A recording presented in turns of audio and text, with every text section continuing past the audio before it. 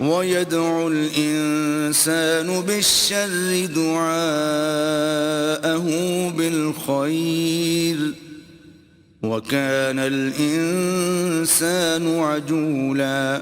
اور انسان جس طرح جلدی سے بھلائی مانگتا ہے اسی طرح برائی مانگتا ہے، اور انسان جلد باز پیدا ہوا ہے۔ وَجَعَلْنَا اللَّيْلَ وَالنَّهَارَ آيَتَيْنِ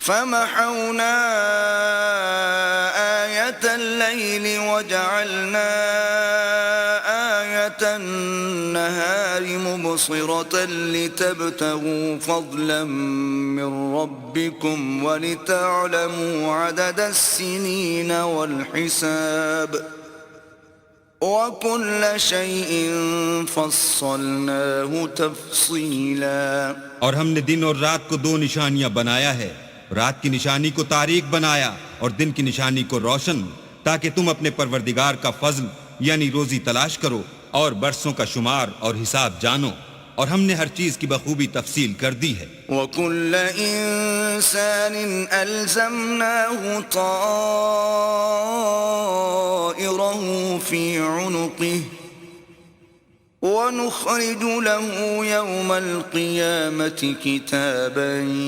يَلْقَاهُ مَنشُورًا۔ اور ہم نے ہر انسان کے اعمال کو بصورت کتاب اس کے گلے میں لٹکا دیا ہے، اور قیامت کے روز وہ کتاب اسے نکال دکھائیں گے جسے وہ کھلا ہوا دیکھے گا۔ اقرأ كتابك كفى بنفسك اليوم عليك حسيبا۔ کہا جائے گا کہ اپنی کتاب پڑھ لے، تو آج اپنا آپ ہی محاسب کافی ہے۔ من اهتدى فإنما يهتدي لنفسه ومن ضل فإنما يضل عليها ولا تزر وازرة وزر أخرى وما كنا معذبين حتى نبعث رسولا۔ جو شخص ہدایت اختیار کرتا ہے تو اپنے لیے اختیار کرتا ہے، اور جو گمراہ ہوتا ہے تو گمراہی کا ضرر بھی اسی کو ہوگا، اور کوئی شخص کسی دوسرے کا بوجھ نہیں اٹھائے گا، اور جب تک ہم پیغمبر نہ بھیج لیں عذاب نہیں دیا کرتے۔